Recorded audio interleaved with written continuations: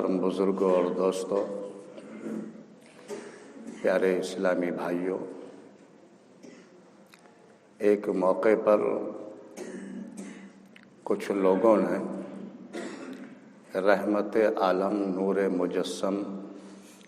حضور پر نور خاتم النبیین صلی اللہ تعالی علیہ وسلم کی خدمت اقدس میں عرض کیا کہ یا رسول اللہ، یا حبیب اللہ، ہم جاننا چاہتے ہیں کہ اللہ تعالیٰ نے جو اپنے بندوں کو اپنی نعمتیں عطا فرمائی ہیں، یوں تو بے شمار نعمتیں ہیں، لیکن سب سے بڑی نعمت کون سی ہے؟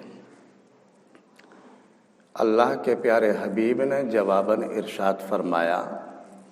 اے لوگو، اللہ تعالیٰ نے اپنے بندوں کو جتنی نعمتیں دی ہیں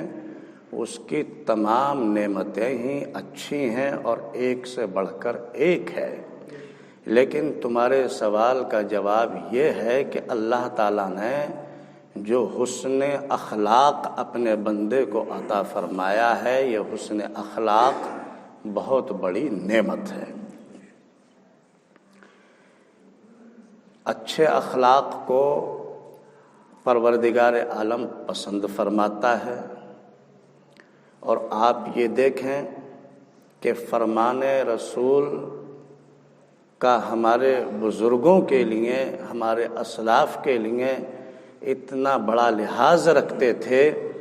کہ فرمان رسول کو عمل میں لانے کے لیے ہر وقت فکر مند رہتے تھے، اور ہمارے اسلاف نے، بزرگوں نے کبھی بھی اخلاق کا دامن نہیں چھوڑا، یہاں تک کہ اپنی انا کو فنا کر دیا۔ معاملات کیسے ہی کڑوے ان کے سامنے کیوں نہ آئے، لیکن پھر بھی اچھے اخلاق سے مقابل کے سامنے پیش آئے اور اپنی انا کو ختم کر دیا، لیکن اخلاق کو نہیں چھوڑا۔ حضرت شیخ سعدی رحمۃ اللہ علیہ نے اپنی کتاب گلستہ بستہ میں ایک حکایت لکھی ہے۔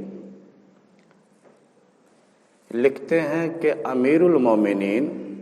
حضرت علی کرم اللہ وجہ الکریم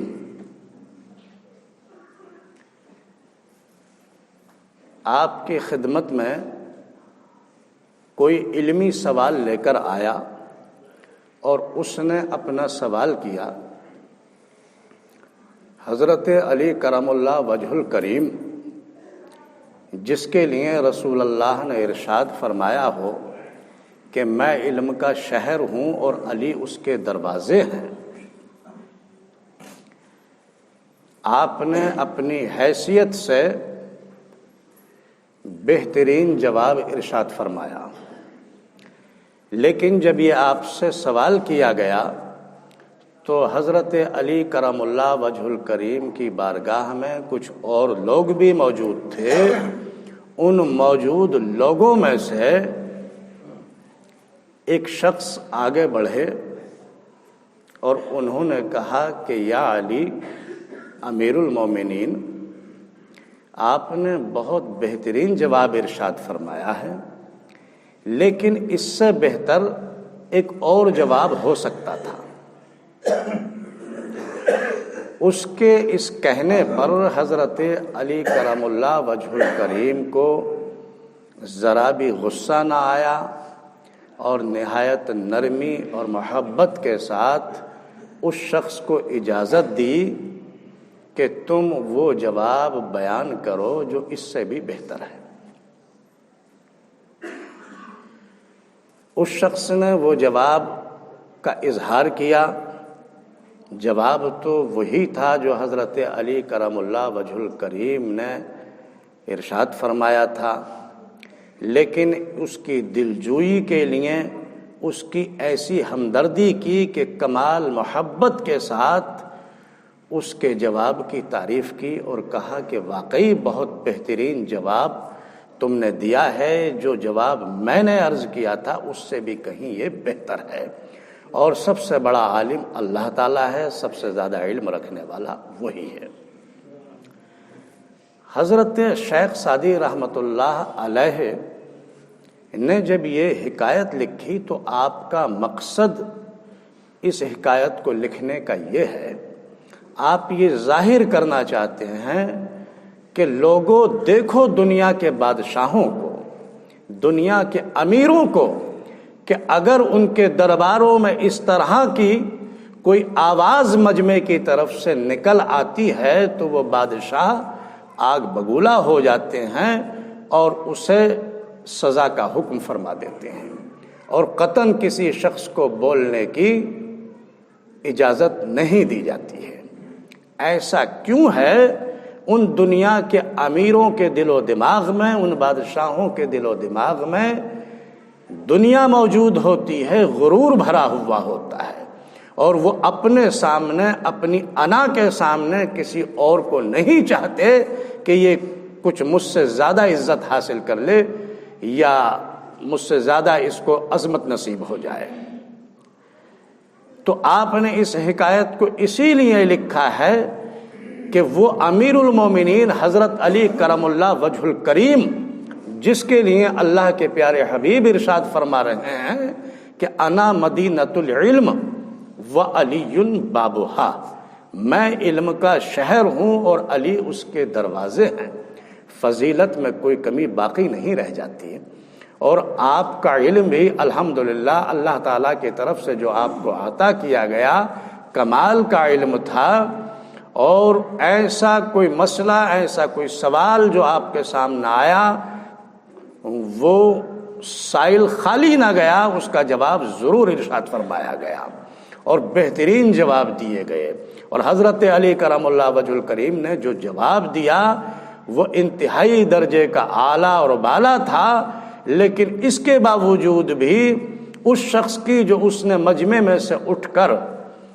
کہا کہ اس سوال کے اس جواب سے بھی بہتر ایک اور جواب ہو سکتا تھا،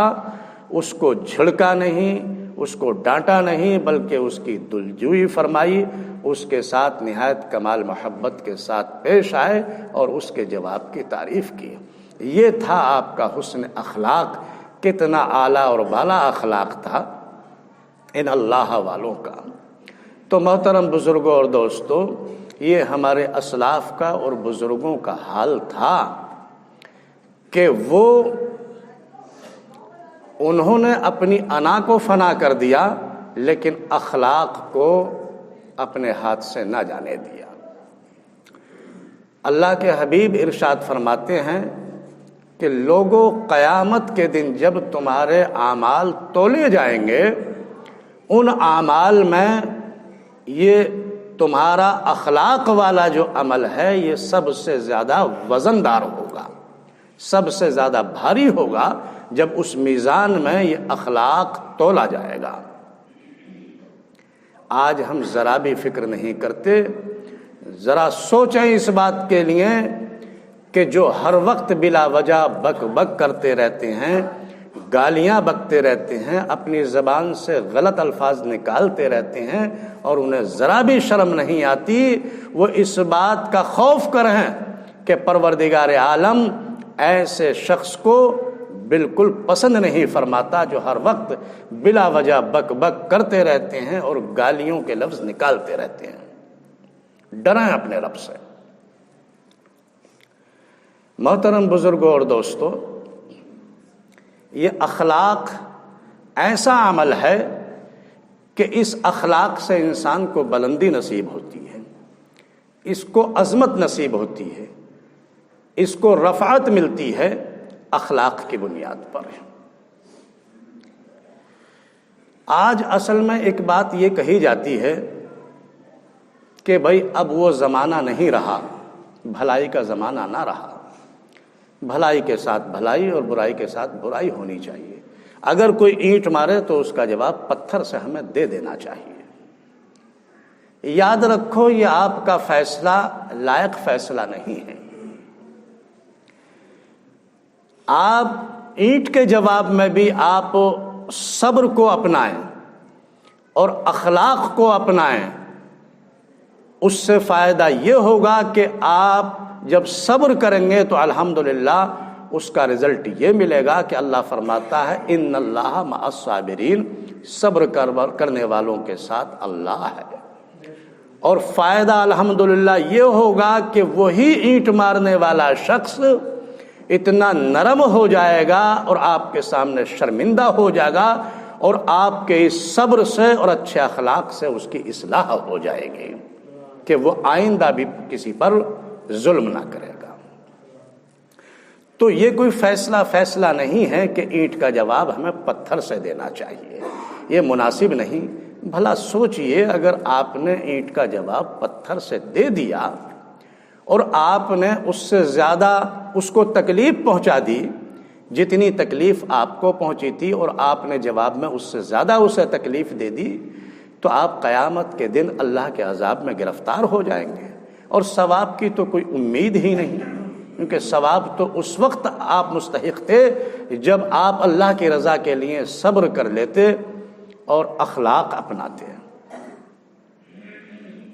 تو بھلائی کا زمانہ ہر وقت ہے، یہ زمانے سے آپ نہیں ہیں بلکہ زمانہ آپ سے ہے۔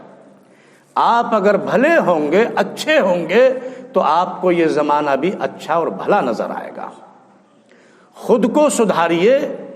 ہر چیز سدھرتی ہوئی نظر آئے گی۔ آپ زمانے پر الزام نہ لگائیے، ہر وقت زمانہ وہی ہوا کرتا ہے، زمانہ نہیں بدلتا، انسان بدلتا ہے، انسان سے زمانہ ہے، زمانے سے انسان نہیں ہے۔ سنا